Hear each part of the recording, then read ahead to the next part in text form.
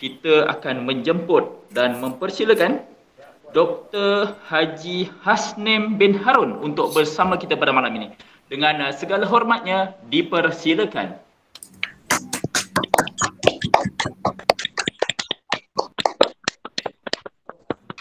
Okay, Assalamualaikum warahmatullahi wabarakatuh. Boleh nampak, boleh dengar suara saya? Boleh. Boleh ya? Okey. Muka saya pun nampak ya? Nampak. Okey.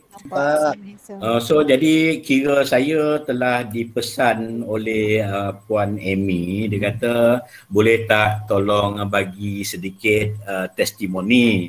Dia kata, saya pun tanya macam mana nak bagi testimoni. Dia kata santai-santai je lah. Jadi kita macam santai-santai lah. Saya pun PowerPoint pun tak buat apa ni. Okay, jadi kira apa yang saya nak ceritakan pada hari ini dan nak share, nak kongsi adalah berkenaan bagaimana saya mula terlibat masuk ke dalam quantum metal ya. Macam mana saya boleh nak kata apa, terjerat ke, terjebak ke dan macam mana saya memilih untuk menyertai quantum metal. Okay, jadi yang pertama, jadi saya letakkan beberapa kriteria. Selalunya bila saya nak pilih pilih memasuki satu-satu benda ni, selalunya saya pilihlah berdasarkan kriteria yang saya nak. Boleh nampak ni ke? Tak nampak Okey. Kriteria yang pertama adalah patuh syariah.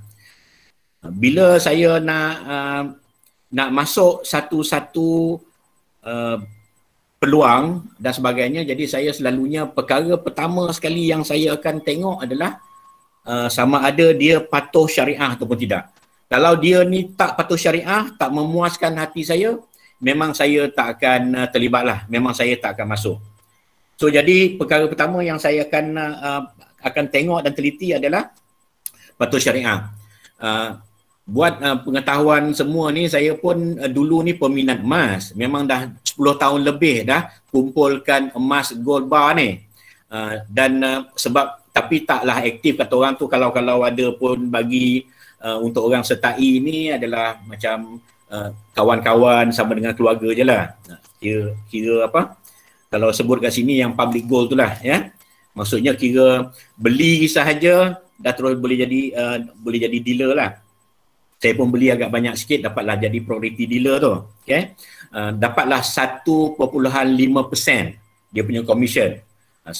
Sebab dulu kira tengok peluang yang ada antara 1% dengan 1.5, duit pun ada sikit, saya ambil lah 1.5 kan. Tapi saya tak aktif lah. Ada pun bagilah pada kawan rapat sama dengan apa, lebih pada nak kumpul. Dah lebih 10 tahun. Kalau tengok dia punya keahlian tu ada 4 digit tu. Saya punya keahlian ya, ada 4 digit ya. Maksudnya sekarang tak mungkin dia orang dah 5 digit ke 6 digit, tak tahulah. Okey. Jadi kriteria pertama, apabila saya nak pilih satu-satu benda ni, saya kena pastikan dia patuh syariah. Apa maksud patuh syariah ni? Patuh syariah ni dia dikawal ataupun diaudit. Kalau macam saya ni orang kerajaan, jadi pensyarah je. Jadi dia punya senang cerita ni, bila dia ni patuh syariah ni, kita boleh associatekan dia ni macam SIRIM, audit SIRIM, ataupun JAKIM, halal. Jadi maksudnya nak dapatkan pengiktirafan tu bukannya senang, dia penuh dengan dokumentasi, pembuktian dan sebagainya. Jadi samalah juga dengan patuh syariah yang dibuat oleh quantum metal ni. Dia nak dapatkan pengesahan patuh syariah ni, dia bukannya senang-senang. Dia kena tunjukkan semua proses dia, semua bendanya, dan bila kata patuh syariah, dia yang membezakan dia dengan SIRIM dan sebagainya ialah setiap 1 gram yang kita beli, bermaksud ada 1 gram yang di-allocatekan untuk kita. Jadi kita dengar pada Tuan Azri tadi, dia kata emas kita disimpan dekat Brinks, Singapore. Brinks ni bilik kebal. Dalam tu ada banyak emas. Jadi kita bayangkanlah, katalah ada emas banyak 5 kilo. Ada emas 5 kilo. Jadi emas tu tak bergerak lah. Contohnya lah, emas tu tak bergerak. Tapi bila kita beli, adalah dia punya Excelnya ke, database-nya yang kata, oh, Hasnem 1 gram. Sebab Hasnem baru beli 1 gram. Jadi maksudnya, kalau kita jual, dia hilanglah nama kita kat situ. Ataupun kalau kita tambah, Hasnem jadi 2 gram. So jadi, allocation, pembelian jarak jauh macam ni dibenarkan ikut syarak lah. Okay. Jadi kita kena faham bila patuh syariah, 1 gram yang kita beli, maksudnya memang ada emas dia kat situ. Cuma syarikat QM ni dia baik sikit, maksudnya dia ada sediakan Perth Mint punya gold bar. Kalau kita nak keluar sekarang dekat Rahnu Tekun pun boleh keluar, dekat melalui QM punya ibu pejabat pun boleh, tolong keluarkan untuk kita lah ya. Dan tengok pula dia punya panel dia ISRA pula, anak syarikat penuh daripada Bank Negara. Wah, lagi minat lah saya kan. Wah, oh ini anak syarikat Bank Negara ni, maksudnya dia punya kata orang dari segi nak mempertikaikan benda ni betul patuh syariah ke tidak, at least adalah satu badan yang ada apalah ya, yang boleh dipercayai lah ya. Kemudian saya cuba fahamkan tentang konsep dia. Jadi dia kata konsep yang dia buat, dia gunakan mudharabah komoditi, ataupun dia kata dalam bahasa yang kita selalu guna tawarruk kan. Jadi kat mana dia pergi buat urus niaga tu? Oh, rupanya dia berdaftar. Kita punya QM ni berdaftar sebagai peserta dekat Bursa Suq Al-Sila. Bursa Suq Al-Sila ni dia gunakan mudharabah komoditi, yang mana dia menggunakan platform tu untuk mungkin membuat pembelian dekat London Metal Exchange dan sebagainya lah. Jadi kita tahu dia gunakan platform Islam. Jadi kita jelas kat situ, jadi kita tak risaulah. Pertama kita dah dapat pengiktirafan ISRA, kita cuba nak fahamkan pula macam mana dari segi dia punya macam mana dia dekat mana dia jual beli tu. Jadi kita tahu dia gunakan Bursa Malaysia yang bahagian perkhidmatan Islam punya, iaitu dia menjadi Bursa Suq Al-Sila. Okey. Jadi masa mula-mula saya baca, saya lebih kurang dalam bulan 1 tu, saya baca dekat Facebook. Dekat Facebook saya pergi tengok dekat Facebook, adalah keluaran cerita mula kan, Quantum Metal ni mula-mula tak berapa peduli. Dah 2-3 hari tu tengok dah keluar banyak lah juga, dah berulang lah 2-3 kali. Saya pun kira pergi dapatkan tanyalah. Saya punya introducer ni Encik Syukri, ya, Encik Syukri daripada Terengganu. Jadi pergi tanya dia WhatsApp sebab ada benda yang sebab bila saya tengok dia punya produk, dia kata dia ada akaun simpanan. Bagi saya biasalah. Saya pun banyak masuk Hello Gold pun saya masuk, Public Gold pun saya pun ada akaun. Apa saya nak kisah benda ni kan. So jadi bagi saya benda ni biasa kan. Jadi kemudian dia kata ada khidmat pajak.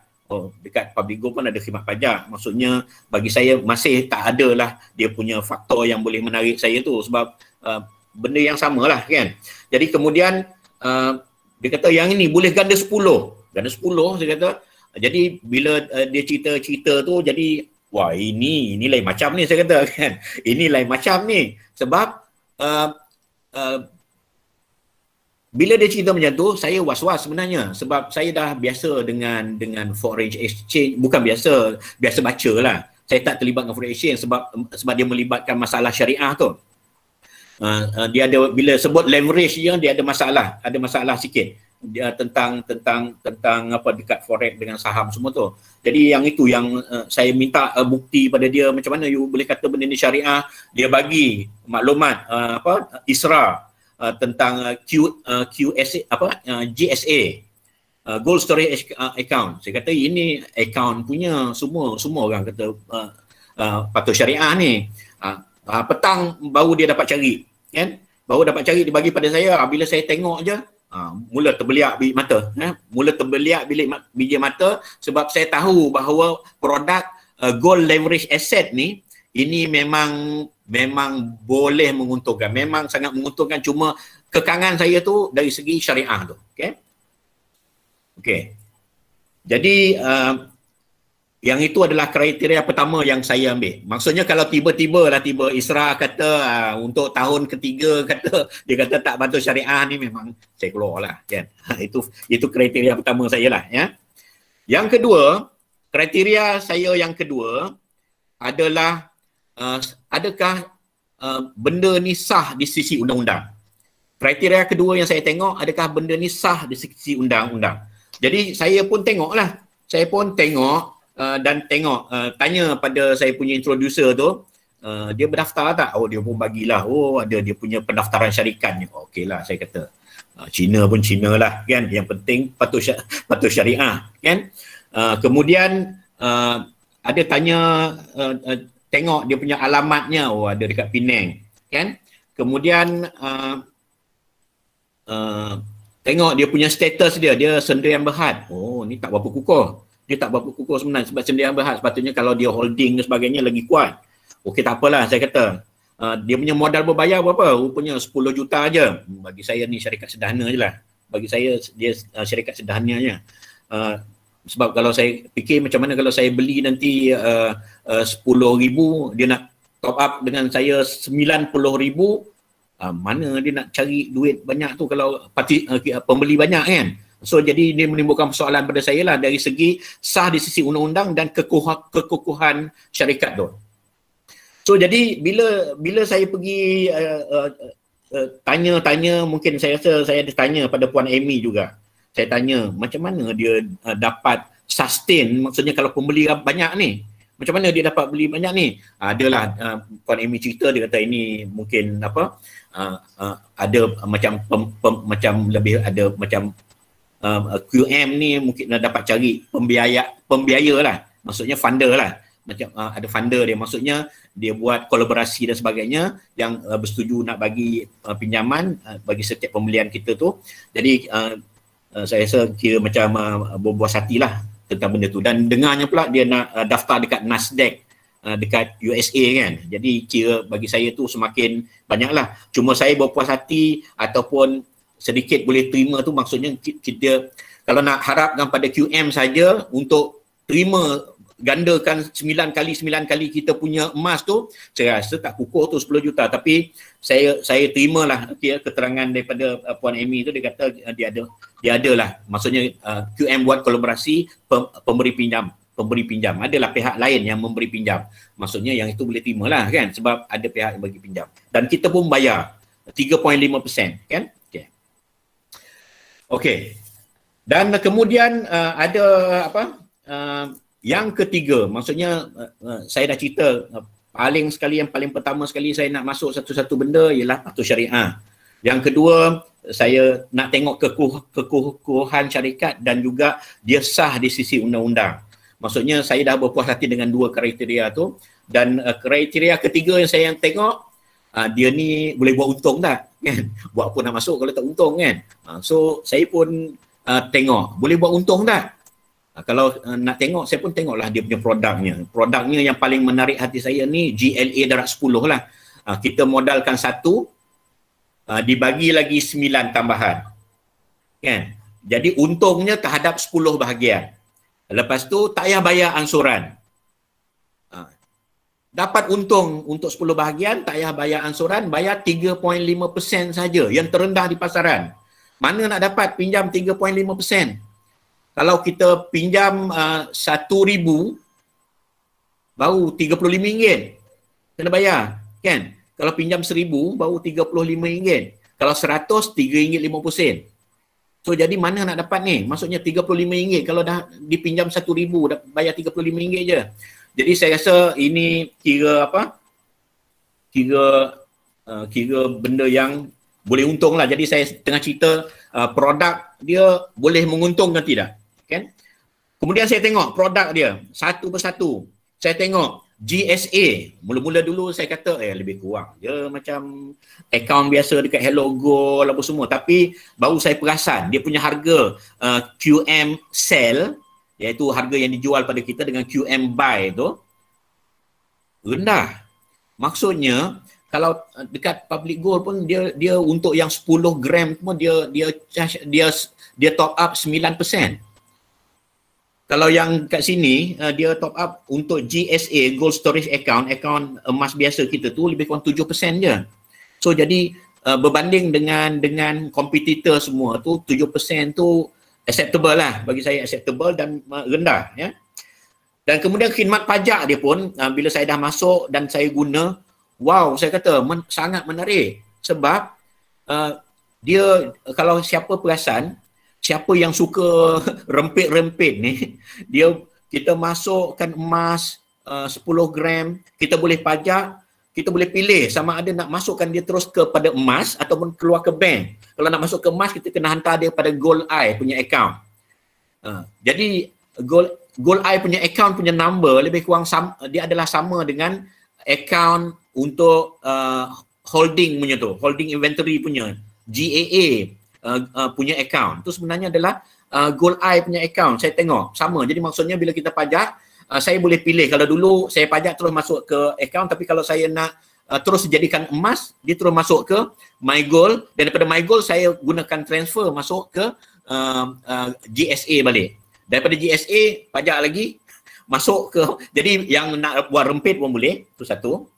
Yang kedua, dia punya servis sangat bagus. GAA ni saya request pagi, petang dah dapat. Wow, saya kata ini bila saya dah mula rasa tu, saya rasa sebab saya pun ada pajak biasa dekat pejabat pos. Saya pajak ke pejabat pos, dia apa? Macam apalah.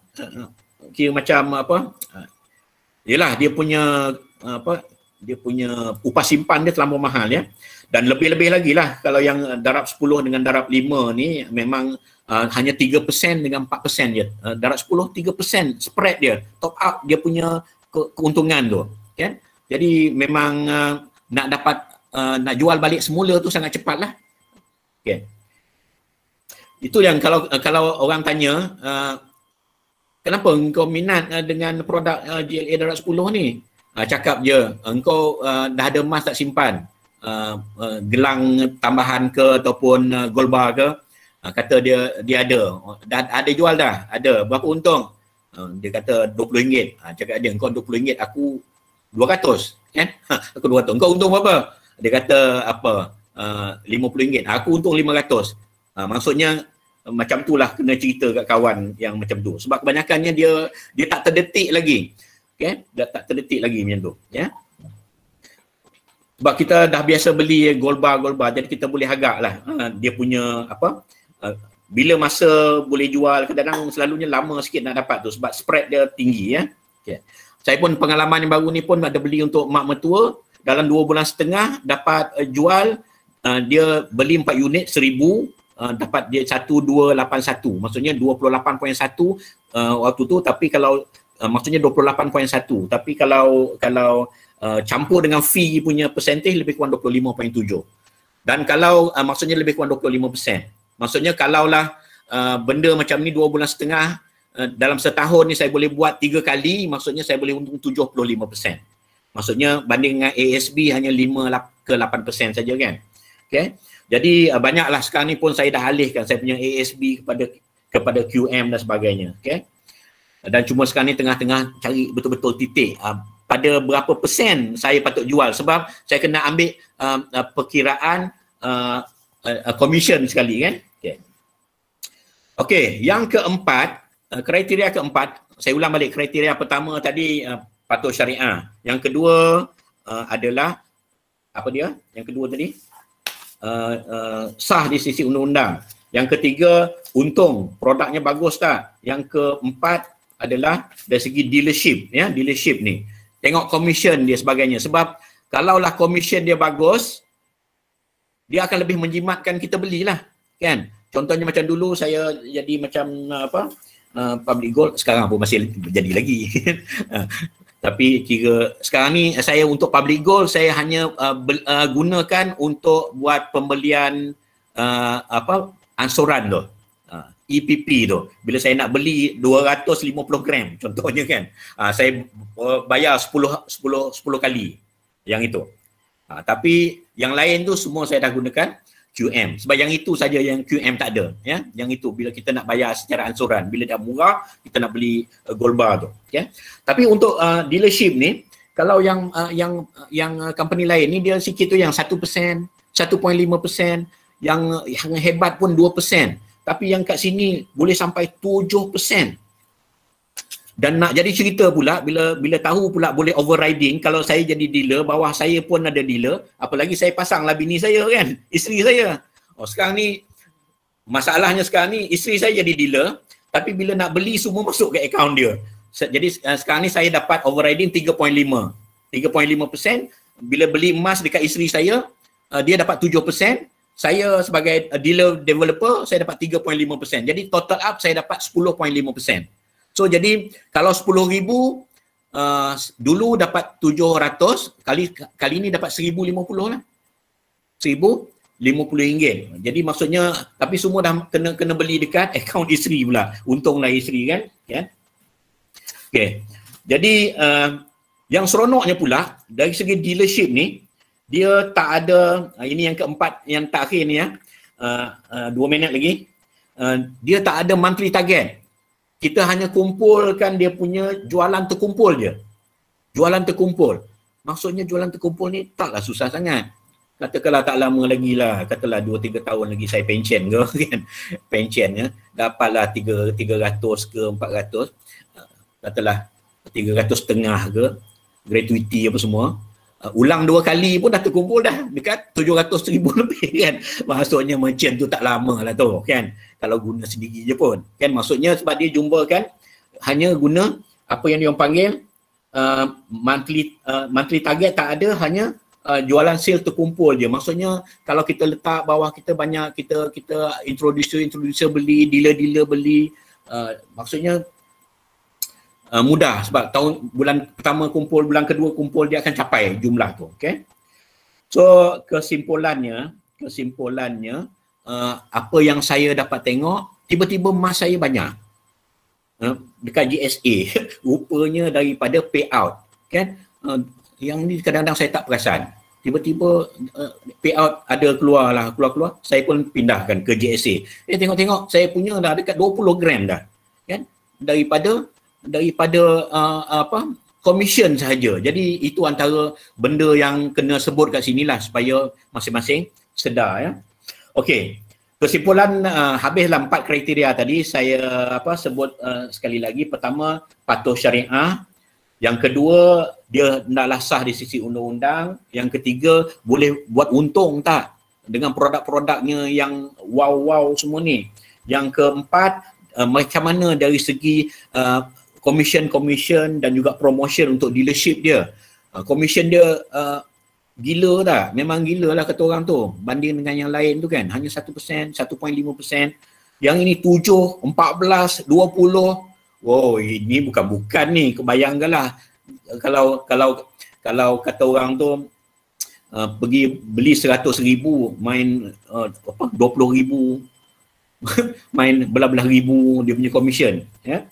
Jadi kesimpulan yang saya dapat, peluang yang ada ni jangan dilepaskan sebab kita ada platform yang sangat bagus. Kita ada platform yang sangat bagus yang boleh memberi keuntungan umpamanya. Okay?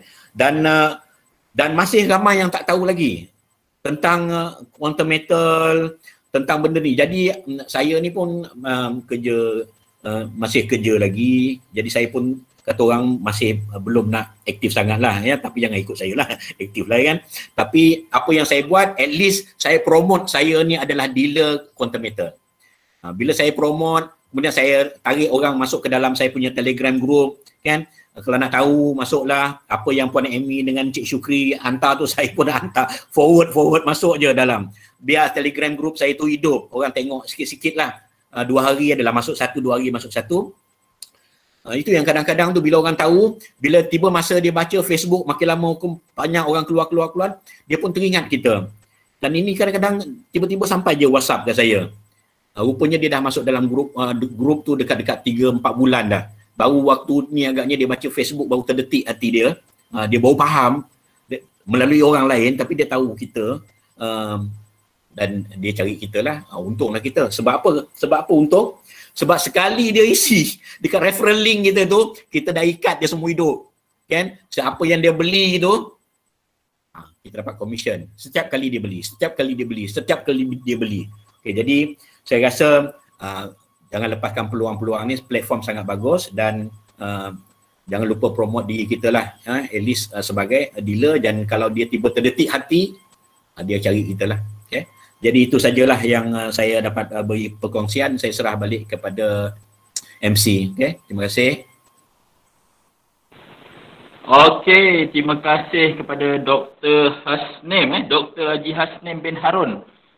Banyak yang doktor kongsikan, alhamdulillah hari ini memberi manfaat kepada kita semua. Pertama, doktor kata produk kita patuh syariah. Yang kedua, sah di sisi undang-undang. Yang ketiga, boleh buat untung. Yang ketiga, memang gila lah, dealership ataupun commission ataupun payout yang diberikan oleh Quantum Metal kepada reseller-reseller kita. Okey, terima kasih kepada doktor. Kita beri tepukan sikit. Tepuk sikit malam ni bagi meriah.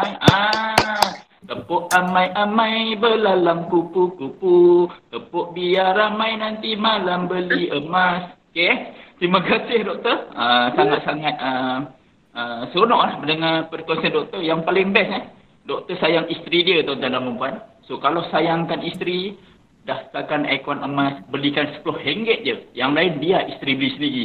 Tak ada gurau-gurau. InsyaAllah duit isteri, duit dia. Emas kita, emas